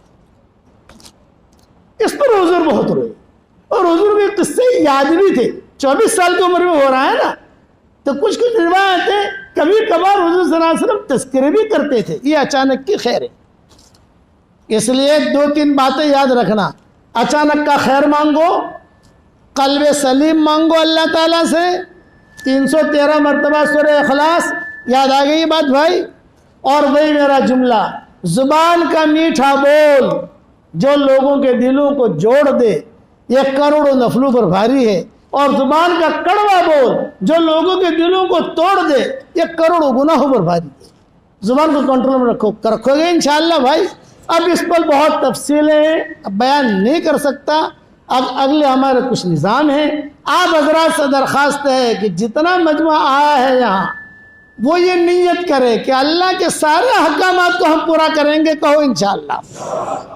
اور دعوت کے کام کو اپنا کام بنائیں گے. کہو انشاءاللہ. ہمارے یہاں مسجد و جماعت بیٹھتی ہے. یہ تو ہمارے قسم کا سارے ساتھی پرانے یہاں رہتے ہیں ماشاءاللہ, اور یہاں سے جماعتیں نکلتے بھی ہیں. لیکن ایک درخواست ہے کہ بھی آج ہمیں ایک نقد جماعت چاہیے. کب سے 40 دن کے کب سے نکل 15 ستمبر اسی مہینے کے 15 اور 20 کے آس پاس میں ایک جماعت ہم نکالنا چاہتے ہیں ایک چلے کی. بھئی میں اتنا دور سے آیا بڑھاپے میں, اپنا وقت 1 مہینہ پہلے 15-20 دن پہلے انہوں نے ٹائم لیا تھا, میں حاضر ہوا. بھئی ہماری فیس تو ملنی چاہیے نہیں ملنی چاہیے؟ ارے ڈاکٹر کو فیس دیتے ہو نہیں دیتے؟ اچھے وکیل کو فیس دیتے ہو؟ اتنی میٹھی میٹھی باتیں میں نے بتائی, ہماری فیس تو دو بھائی. ہماری فیس یہ ہے کہ ایک جماعت ہمیں دے دو, پھر ہم دعا کریں. بتاؤ کون کون تیار ہے؟ جلدی کھڑے ہو کر نام لکھاؤ.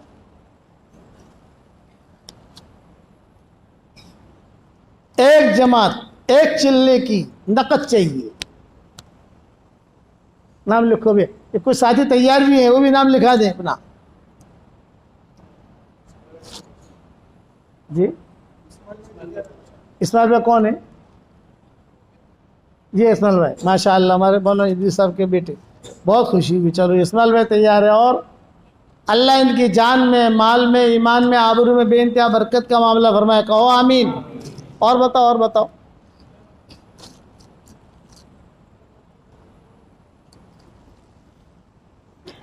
کوئی بھی نام لکھا ہے. یہ تو گٹھامن والوں کو جوڑا ہے, اس کا مطلب تو صرف خاندانی لوگوں کو جوڑا ہے. اس کا مطلب یہ نہیں کہ دوسرا نہیں نکل سکتا. ہر آدمی نکل سکتا ہے بھائی. اور کون تیار ہے؟ مولانا حبیب صاحب کہاں ہیں؟ ہاں, اور کس کے نام آئے تھے؟ 4 نام کہہ رہے تھے آپ. عارف, عبداللہ بھائی. کون عبداللہ بھائی؟ اوپر ہوں گے. ہاں چلو اچھا ہے ماشاءاللہ. چھپنے کے لیے بات بہت اچھی, اوپر ہوں گی. یہ بھی ہوتا ہے. میں کاکوسی گیا تھا تو وہاں سپاہیوں کی مسجد ہے, وہاں پروگرام تھا ہمارا کاکوسی میں. وہاں مولانا یاسین صاحب لے گئے تھے وہاں. تو بولے کہ بولا ابراہیم بھائی تھے نہیں مکھی, وہ کہتے تھے کہ سپاہیوں کی مسجد جیسا نہیں, ستوانی مسجد سے. کیوں؟ بولے کہ نماز پڑھنے وہاں بڑی مسجد میں گیا نہیں, اور فجر جو بڑی تھی سپاہی مسجد بڑی تھی. یہاں دیکھنے آئے وہ تو آتا نا, ہوا ہے پہلے موٹی مسجد بڑی تھی. آپ سمجھ چالاکیت ہے نا. تو اور ہمارے یہاں تو کچھ چالاکیت زیادہ ہی ہے. یہ وہ کہتے تھے ابراہیم مکھی. اچھا بتاؤ کون تیار ہے؟ اچھا نام آپ لوگ مولانا حبیب صاحب بعد میں تشکیل کر لینا انشاءاللہ. ابھی تو یہ لوگ جو ہے شاید اوپر ہوں گے, کہاں ہوں گے, خدمت میں ہوں گے, کہاں پر ہوں گے. لیکن نیت کرو گے ایک جماعت دو گے انشاءاللہ. اتنا ہاتھوں کہہ دے یار. چلو اللہ کا شکر ہے کہ کچھ نہ کچھ ہاتھوں کہہ دیا, اللہ کا شکر ہے. اچھا امام صاحب کہاں ہیں یہاں کے؟ اس مسجد کے امام یہاں پڑھانے گئے. ٹھیک ہے, آپ ان کو میری طرف سے تصویر دے دینا. میں جہاں جاتا ہوں کون دیکھ آپ دے دینا. میں پہچانتا نہیں ان کو. میں جہاں جاتا ہوں ان کو یہ میری جاندار شاندار مالدار دیندار امام کو دے دیتا ہوں. امام زیادہ حقدار ہے. اچھا سارا مجمع یہ نیت کرے گا ابھی مسجد جماعت میں بیٹھ رہے ہیں انشاءاللہ. بیٹھو گے انشاءاللہ. اور مسجد جماعت میں مشورے سے جو بھی چیزیں طے ہو جائیں, جیسے چلے کی جماعت بن رہی ہے، 3 چلے کی جماعت بن رہی ہے، مستورات کی جماعت بن رہی ہے. بس مشورے والے ہمارے جو طے کریں اس اعتبار سے ہمیں چلنا ہے. چلو گے انشاءاللہ، اللہ عمل کرنے کی توفیق عطا فرمائے. نکاح عبد الحنان،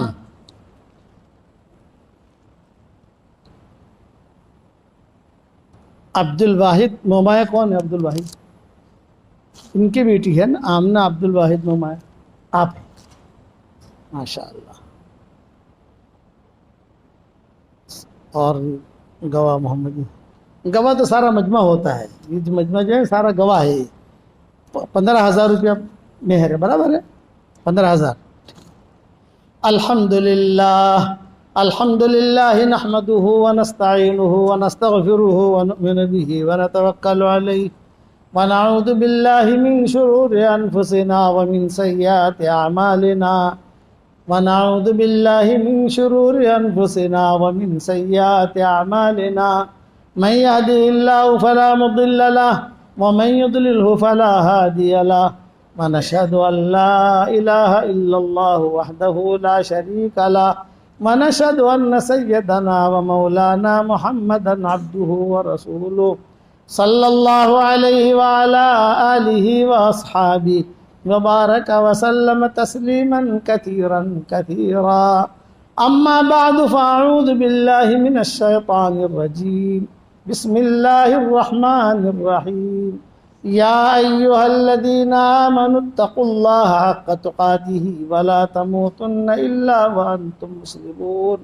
وقال الله سبحانه وتعالى يا أيها الناس اتقوا ربكم الذي خلقكم من نفس واحدة وخلق منها زوجها وبث منهما رجالا كثيرا ونساء واتقوا الله الذي تساءلون به والأرحام إن الله كان عليكم رقيبا.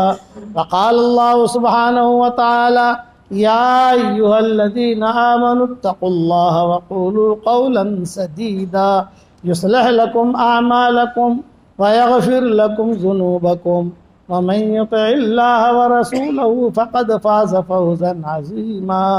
وقال الله سبحانه وتعالى يا أيها الناس إنا خلقناكم من ذكر وأنثى وجعلناكم شعوبا وقبائل لتعارفوا إن أكرمكم عند الله أتقاكم إن الله عليم خبير. صدق الله العظيم. وقال رسول الله صلى الله عليه وسلم النكاح من سنتي وقال فمن رغب عن سنتي فليس مني او کما قال علیہ الصلاۃ والسلام. بھائی عبد الحنان صاحب، آپ کے نکاح میں آمنہ بنت عبد الواحد نمایاں کو دے رہا ہوں 15,000 روپیہ مہر کے عوض میں. مجمع کے سامنے، وکیل کی وکالت کے سامنے آپ نے آمنہ عبد الواحد نمایاں کو اپنے نکاح میں قبول کیا؟ جی ہاں، میں نے اسے اپنے نکاح میں قبول کیا. بارک اللہ لکما جمع بینکم. خدو تصویر دے دو دلہا دلہن کا. آپ دونوں کو میں ایک ایک تصویر دیتا ہوں، الگ الگ کلر کی دیتا ہوں تاکہ وہ الجھو نہیں. آ تمہاری سے آ تمہاری سے ام نہ تھا. آلو ہمارا طرف دی ہدیوں سے پڑھتا رہے جو انشاءاللہ ٹھیک سے. اور میاں بیوی کے رشتے میں دوربین سے دیکھا نہیں جاتا. میری نصیحت یاد رکھنا، میاں بیوی کا رشتہ دوربین والا نہیں ہوتا. ماں باپ کے رشتے کو اللہ نے نشانی نہیں کہا ہے، بھائی کے رشتے کو اللہ نے نشانی نہیں کہا ہے، باپ بیٹے کے رشتے کو اللہ نے نشانی نہیں کہا. میاں بیوی کا رشتہ یہ اس کو اللہ نے نشانی کہا ہے. نشانی بڑی چیز ہوتی ہے. آسمان نشانی ہے، زمین نشانی ہے، سمندر نشانی ہے، ہوائیں نشانی ہے، زمینوں سے غلوں کا اگنا یہ نشانی ہے. تو رشتوں میں صرف میاں بیوی کے رشتے کو نشانی کہا ہے. وَمِنْ آيَاتِهِ أَنْ خَلَقَ لَكُم مِّنْ أَنفُسِكُمْ أَزْوَاجًا لِتَسْكُنُوا إِلَيْهَا وَجَعَلَ بَيْنَكُم مَّوَدَّةً وَرَحْمَةً. یہ اللہ کا نظام چلتا ہے.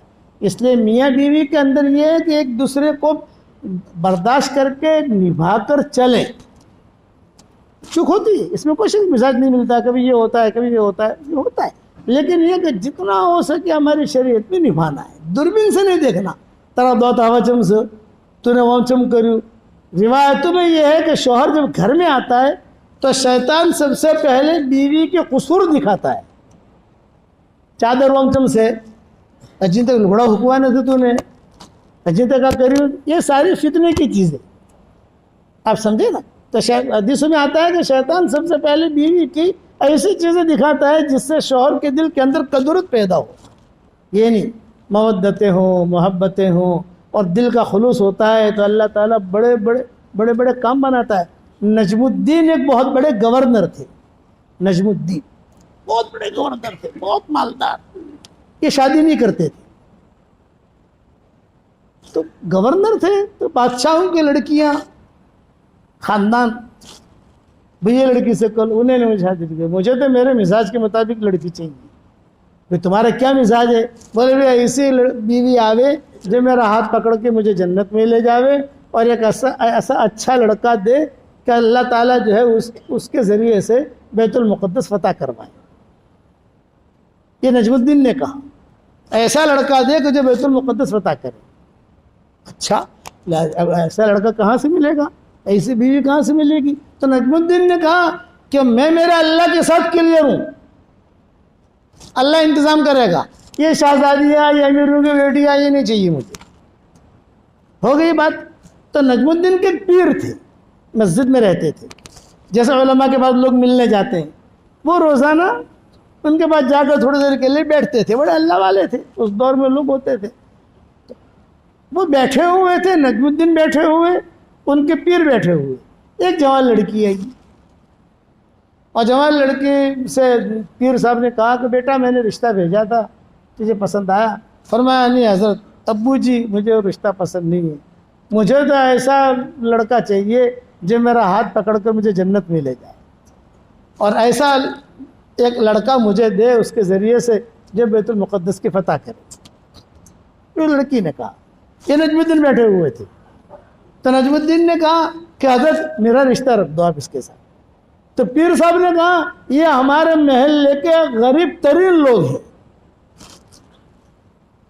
غریب ترین، ان کے پاس کچھ نہیں ہے. فرمایا کچھ نہیں، مجھے ایسی بیوی چاہیے. چنانچہ ان پیر صاحب نے دونوں کا نکاح پڑھایا اور انہیں اسی لڑکی کے پیٹ سے صلاح الدین ایوبی پیدا ہوئے.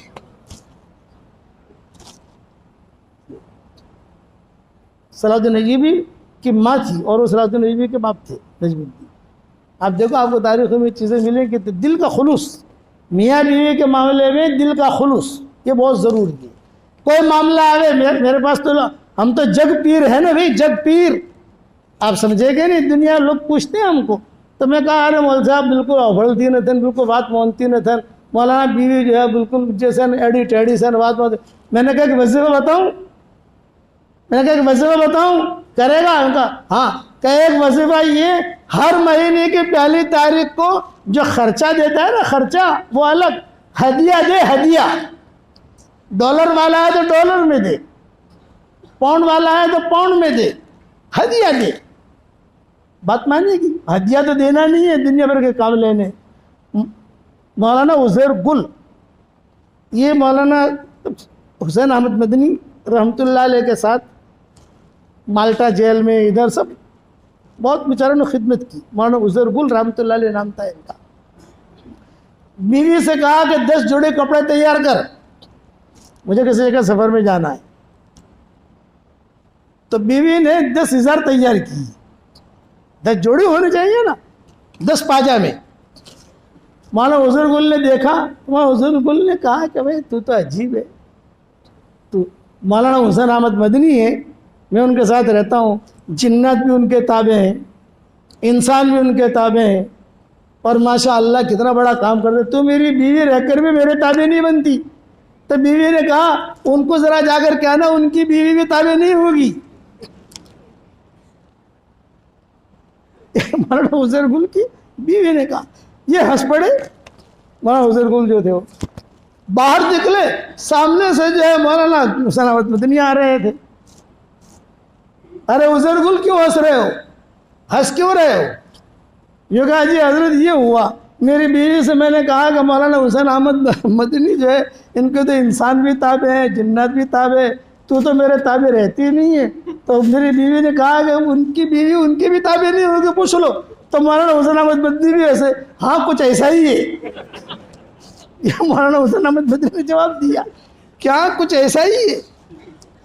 پھر مولانا حضور گل سے کہا کہ بیوی کو تابع کرنے کا نسخہ بتاؤں کہ اس کی تعریف بہت کرو, اس کی عزت بہت کرو, خواہ بھی عزت کرو, لیکن اس کو پتہ نہیں چلے کہ خواہ کر رہا ہے, ورنہ وہ بھی تم کو اکھاڑ دے گی. وہ دل سے کرو, بہت اچھا کھانا پکایا, بہت اچھا کیا, اور ہر مہینے میں ہدیہ دو. یہ مولانا حسین احمد مدنی نے بولے میں ایسا ہی کرتا ہوں, نمک بھی زیادہ ہو تو کہتا ہوں کوئی بات نہیں, بہت اچھا کھانا پکایا, بہت اچھا کھانا پکایا. تو میاں بیوی کا رشتہ جو ہے یہ سب سے نازک رشتہ ہے, سب سے نازک رشتہ. ایک جملے پر جڑتے ہیں اور خدا نہ خواستہ ایک معاملہ ہوا تو ایک جملے پر ختم ہو جاتا ہے. اس لیے اسے نبھا کر چلنا ہے. ٹھیک سے بھائی من اوڑکھو سو تمہیں پر نم تو خبر سے بڑا محبتوں کے ساتھ رہنا. اور جنہوں نے شادیاں کر لی ہیں, جن کی شادیاں ہو گئی, اچھا ایک بات اور بتاؤں, مہر کے جو پیسے ہیں وہ تو بیوی کا حق ہے, وہ پیسوں میں سے تھوڑے سے پیسے اپنے پاس سنبھال کے رکھ لینا, تھوڑے سے. کبھی آٹلا تو من آل پرا تو 1000 روپیہ ہے جی بھی ہے تمہیں عالم بس لے لے. جو مہر کے پیسے کے بارے میں قرآن نے کہا ہے کلو ہنی مریا, کھاؤ پیو مزے لے لے کر. علماء نے لکھا ہے کہ مہر کی رقم کسی بھی کاروبار میں 1 روپیہ بھی ڈال دو, اس کاروبار میں کبھی بھی انشاءاللہ نقصان نہیں ہوگا. اتنا برکتی پیسہ ہے وہ کہ قرآن کہہ رہا ہے کلو ہنی مریا. حضرت علی تو اپنے ساتھیوں کے پاس مہر کی رقم سنبھال کے رکھوایا کرتے تھے. اب میں نے عربوں میں بیان کیا ہے تو عربوں نے کہا کہ شیخ ہماری تو شادیاں ہو گئی, مہر بھی دے دیے, تو مہر کے لیے دوسری شادیاں کریں ہم. میں نے کہا دوسری شادی نہیں کرنی بھائی, جو ہے اسے لے کے چلو. تو آپ سمجھے نا, حامد فرمانی عبداللہ. اللہ تعالیٰ ہم سب کو دین پر چلنے کی توفیق عطا فرمائے.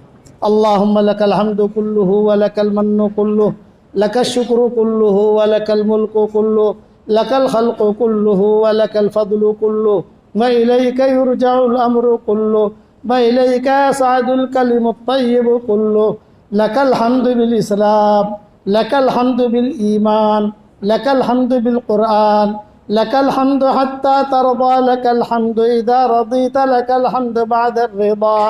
اللہم آت نفوسنا تقواها وزکها انت خیر من زکاها انت ولیها ومولاها. اللهم إنا نسألك في سفرنا هذا البر والتقوى ومن العمل ما ترضى. اللهم هون علينا سفرنا هذا واطوي عنا بعده.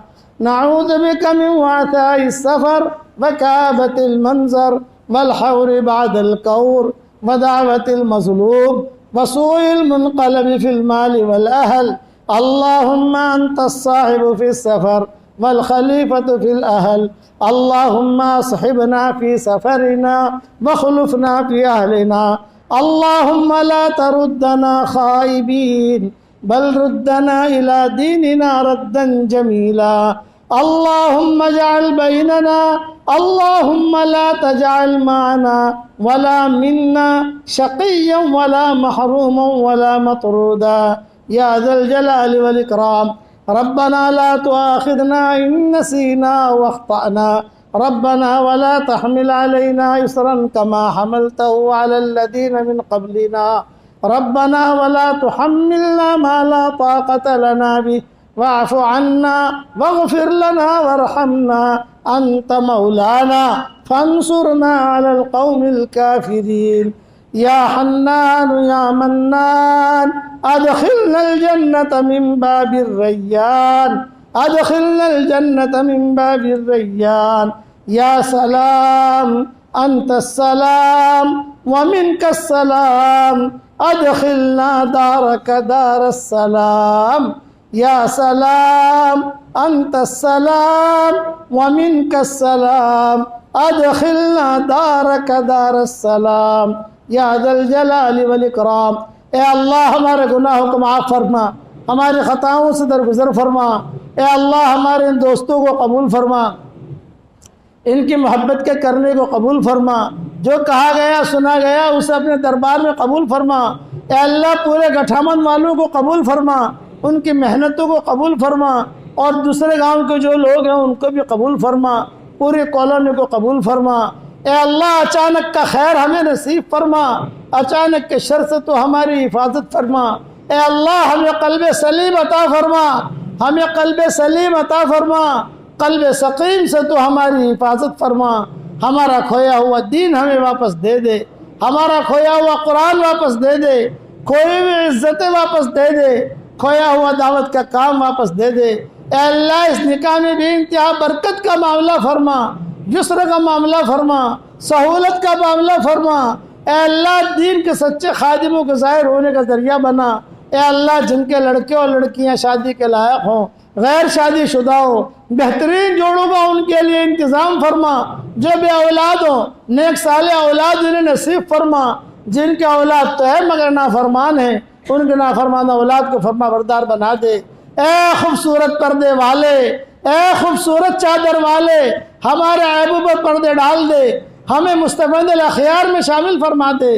جو کام کرنے سے آپ خوش ہوتے ہوں وہ کام کرنے کی ہمیں توفیق عطا فرما، جو کام کرنے سے آپ ناراض ہوتے ہوں ہمیں اس سے بچنے کی توفیق عطا فرما۔ اے اللہ اگر آپ نے ہمارا نام سعید اور نیک بختوں میں لکھا ہو تو ہمارا نام انہی میں لکھے رکھیو، اور اگر آپ نے ہمارا نام شقی اور بدبختوں میں لکھا ہو تو ہمارا نام ان کی فہرست سے مٹا دینا، اور نیک لوگوں کی فہرست میں ہمارا نام لکھ لینا۔ لکھنا بھی آپ کا کام ہے، مٹانا بھی آپ کا کام ہے، لوح و قلم بھی آپ کے پاس ہے۔ اے وہ پاک ذات، ہماری آنکھیں آپ کو نہیں دیکھ سکتی، آپ کی آنکھ ہر وقت ہمیں دیکھتی ہے۔ اے اللہ ہمیں عباد صالحین میں شامل فرما، مستفید الاخیار میں شامل فرما، بھلے بندے بندیوں میں شامل فرما۔ اے اللہ میری تشکیل پر جو روزانہ 313 مرتبہ یا اس سے زیادہ سورہ اخلاص پڑھنے کی عادت ڈالے، اس کی ساری دعاؤں کو قبول فرما، اس کی ساری حاجات کا تو غیر سے تکفل فرما۔ اے اللہ رسول اللہ صلی اللہ علیہ وسلم نے جتنی خیر کے لائن کی دعائیں مانگی ہیں وہ ساری ہم سب کے لیے مقدر فرما۔ جن شرور سے پانا چاہیے ہو ان شرور سے تو ہماری حفاظت فرما۔ اے اللہ بڑی مشکل سے اور بہت مجاہدے سے ہمارے گاؤں کے بچوں نے یہ مجلس قائم کی اور قربانیاں دی، 3 دن تک جماعت میں گھومتے رہے اور قرب و جوار میں جاتے رہے اور سب جگہ محنت کرتے رہے۔ ان نوجوانوں کی محنتوں کو تو قبول فرما۔ اے اللہ بری نظر سے حفاظت فرما۔ اے اللہ ہر معاملے میں ہمارے انجام کو خیر فرما۔ جو بھی دین کے شعبے میں جو کام کرے تو ان سب کو قبول فرما۔ اے اللہ ہواؤں کے ساتھ جو خیریں آتی ہیں وہ خیریں ہم سب کے لیے مقدر فرما، اور ہواؤں کے ساتھ جو برائیاں آتی ہیں ان برائیوں سے عافیت سے تو ہماری پوری پوری حفاظت فرما۔ اے اللہ اس مجلس میں فرشتے بھی ہیں، جنات بھی ہیں، یہی فرشتے آسمانوں پر جائیں گے۔ اے اس مجلس کے فرشتوں، ہمارا رب ہم سے روٹھا ہوا ہے، ہمارے روٹھے ہوئے رب کو ہم سے منوا دو۔ اے اللہ اس امت سے تو کب تک روٹھا رہے گا، اس امت سے کب تک روٹھا رہے گا؟ بھٹکے ہوئے آہو کو پھر سوئے حرم لے چل، اس بھٹکے ہوئے امت کو پھر مسجد والا بنا دے، اس بھٹکے ہوئے امت کو پھر مسجد والا بنا دے، اخلاق والا بنا دے، ہمارے زبان کے بولوں کو میٹھا بنا دے، کڑوے بولوں سے تو ہماری حفاظت فرما دے۔ اس امت کے لیے حلال بستروں کا انتظام فرما، حرام بستروں سے اس امت کی پوری پوری حفاظت فرما۔ اے اللہ اس جوڑ میں کھانا پکانے میں، خدمت کرنے میں، محنت کرنے میں جس نے جو خدمت کی ہو اے اللہ سے اسے اپنے دربار میں قبول فرما دے، جس نے جو کوشش کی ہو تو اسے اپنے دربار میں قبول فرما دے، اور 3 دن کی جماعت میں جتنے لوگوں نے جو باتیں کہی ہوں تو اسے اپنے دربار میں قبول فرما، اسے اپنے دربار میں قبول فرما۔ اے اللہ جو کام کرنے سے آپ خوش ہوتے ہو وہ ہم سب کو کرنے کی توفیق عطا فرما، آپ ناراض ہوتے ہو بچنے کی توفیق عطا فرما۔ اگر فضل کرے تو چھٹیاں، اگر عدل کرے تو لٹیاں، ہمارے ساتھ فضل کا معاملہ فرما دے، عدل اور انصاف کا معاملہ نہ فرما۔ ہماری اس کالونی کو قبول فرما، ان کے مردوں کو قبول فرما، ان کی عورتوں کو قبول فرما، چھوٹے اور بڑوں کو قبول فرما، ہماری پوری برادری کو قبول فرما، پوری انسانیت کو قبول فرما، پوری انسانیت کو قبول فرما۔ اے اللہ ہمیں مانگنا نہیں آتا مگر تجھے دینا تو آتا ہے، اپنے کرم سے تو ہمیں عطا فرما۔ جس کرم سے آپ نے ہمیں اس مسجد میں جمع کیا ہے تیرے اسی کرم سے जन्नत फिरदौस में तेरे नबी के पड़ोस में हमारी क़यामत तक की आने वाली नस्लों के साथ तो हम सबको जमा फरमा दे। ए अल्लाह हमारे अक़दाम और अक़लाम को कबूल फरमा। ए अल्लाह जिसने भी मुझे दुआओं के लिए कहा हो, दुआओं के लिए खुतूत में लिखा हो, जिनका मुझ पर किसी किस्म का हक़ और एहसान हो, या जो मुझे अपनी दुआओं में याद करते रहते हो, माएँ बहनें मुझे अपनी दुआओं में याद करती रहती हूँ, हमारी सारी दुआओं में उनका पूरा पूरा हिस्सा नसीब फरमा। ए अल्लाह जिनके लड़के और लड़कियां शादी के लायक हैं, बेहतरीन जोड़ों का इंतज़ाम फरमा, बेहतरीन जोड़ों का इंतज़ाम फरमा। जिन्हें मकान की ज़रूरत हो तो मकान अता फरमा, जिन्हें दुकान की ज़रूरत हो तो दुकान अता फरमा, जिन्हें अल्लाह हलाल बिस्तरे की ज़रूरत हो हलाल बिस्तरा अता फरमा, जिन्हें अल्लाह जिस जो ज़रूरतें हों तो सबका काज़िल हाजात है, सबकी ज़रूरतों का तो गैर से तकफ़ुल फरमा। ए अल्लाह रसूलुल्लाह सल्लल्लाहु अलैहि वसल्लम की सिफारिश तो हम सबको नसीब फरमा और अपने फضل करम से हमारी सारी दुआओं को कबूल फरमा। ये मजमा आमीन कह रहा है। किसी के बाप का इंतकाल हो चुका है, किसी की माँ का इंतकाल हो चुका है, किसी के माँ और बाप दोनों का इंतकाल हो चुका है, वो कब्रों में इंतज़ार कर रहे हैं। कोई हमारे लिए भी दुआ करता है कि नहीं करता? ए अल्लाह हमारे माँ बाप की मग़फ़िरत फरमा, हमारे माँ बाप की मग़फ़िरत फरमा, उनकी हड्डी हड्डी को जन्नत नसीब फरमा और जो जिंदा हो उनकी कदर करने की तौफीक अता फरमा।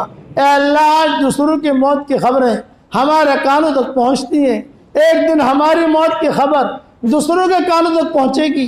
कोई पानी गर्म कर रहा होगा, कोई नहला रहा होगा, कोई कफन तैयार कर रहा होगा और कोई मुश्क और रबर लगा रहा होगा।